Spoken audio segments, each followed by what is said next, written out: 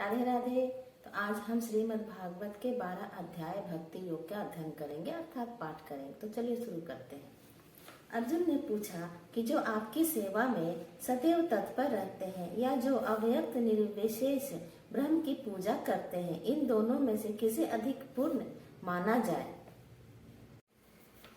श्री भगवान ने कहा कि जो लोग अपने मन को मेरे साकार रूप में एकाग्र करते हैं और अत्यंत श्रद्धा पूर्वक मेरी पूजा करने में सदैव लगे रहते हैं, वे मेरे द्वारा परम सिद्ध माने जाते हैं। लेकिन जो लोग अपने इंद्रियों को वश में करके तथा सबों के प्रति संभाव रखकर परम सत्य की निराकार कल्पना के अंतर्गत उस अव्यक्त की पूरी तरह से पूजा करते हैं, जो इंद्रियों की अनुभूति के परे है, सर्वव्यापी है और अकल्पनीय है, अप्रवर्तनीय है, अचल तथा ध्रुव है, वे समस्त लोगों के कल्याण में संलग्न रहकर अनंत मुझे प्राप्त करते हैं। जिन लोगों के मन परमेश्वर के अव्यक्त निराकार स्वरूप के प्रति आसक्त है, जिनके लिए प्रगति कर पाना अत्यंत कष्टप्रद है, देहधारियों के लिए उस क्षेत्र में प्रगति कर पाना सदैव दुष्कर होता है। जो अपने सारे कार्यों को मुझ में अर्पित करके तथा अवचलित भाव से मेरी भक्ति करते हुए मेरी पूजा करते हैं और अपने चित्तों को मुझ पर स्थिर करके निरंतर मेरा ध्यान करते हैं, उनके लिए हे पार्थ, मैं जन्म मृत्यु के सागर से शीघ्र उद्धार करने वाला हूँ। मुझ भगवान में अपने चित्त को स्थिर करो और अपनी सारी बुद्धि मुझ में लगाओ। इस प्रकार तुम निसंदेह मुझ में सदैव वास करोगे। हे अर्जुन, हे धनंजय, यदि तुम अपने चित्त को अविचल भाव से मुझ पर स्थिर नहीं कर सकते, तो तुम भक्ति योग के विधि विधानों का पालन करो।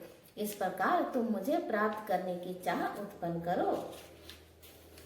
तुम यदि भक्ति योग के विधि विधानों का भी अभ्यास नहीं कर सकते, तो मेरे लिए कर्म करने का प्रयत्न करो, क्योंकि मेरे लिए कर्म करने से तुम पूर्ण अवस्था को प्राप्त करोगे अर्थात सिद्धि को प्राप्त करोगे।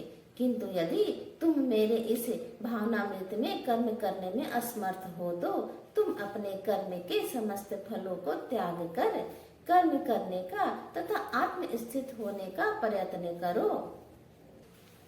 यदि तुम यह अभ्यास नहीं कर सकते, तो ज्ञान के अनुशीलन में लग जाओ। लेकिन ज्ञान से श्रेष्ठ ध्यान है और ध्यान से भी श्रेष्ठ कर्म फलों का परित्याग, क्योंकि ऐसे त्याग से मनुष्य को मन शांति प्राप्त हो सकती है।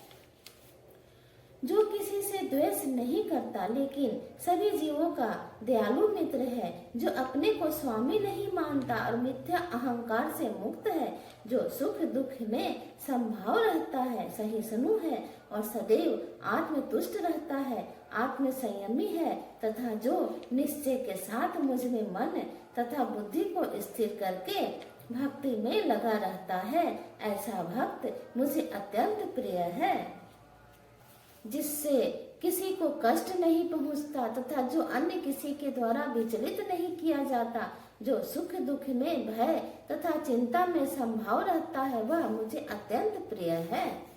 मेरा ऐसा भक्त जो सामान्य कार्यकलापों पर आश्रित नहीं है, जो शुद्ध है, दक्ष है, चिंता रहित है, समस्त कष्टों से रहित है और किसी फल के लिए प्रयत्नशील नहीं रहता, मुझे अतिशय प्रिय है। जो न कभी हर्षित होता है, न शोक करता है, जो न पछतावा है, न इच्छा करता है तथा जो शुभ तथा अशुभ दोनों प्रकार की वस्तुओं का परित्याग कर देता है, ऐसा भक्त मुझे अत्यंत प्रिय है। जो मित्रों तथा शत्रुओं के लिए समान है, जो मान तथा अपमान, शीश तथा गर्मी, सुख तथा दुख, यश तथा अपयश में संभाव रखता है, जो दूषित संगति से सदैव मुक्त रहता है, जो सदैव मौन और किसी भी वस्तु से संतुष्ट रहता है, जो किसी प्रकार के घर बार की परवाह नहीं करता, जो ज्ञान में दृढ़ है और जो भक्ति में संलग्न है, ऐसा पुरुष मुझे अत्यंत प्रिय है। जो इस भक्ति के अमर पथ का अनुसरण करते हैं और जो मुझे ही अपना चरम लक्ष्य बनाकर श्रद्धा सहित पूर्ण रूपेण संलग्न रहते हैं, वे भक्त मुझे अत्यधिक प्रिय है। तो राधे राधे। तो आज श्रीमद् भागवत का 12 अध्याय का पाठ समाप्त हुआ। राधे राधे। कल हम फिर मिलते हैं अध्याय 13 के प्रकृति, पुरुष तथा चेतना का अध्ययन के लिए। राधे राधे।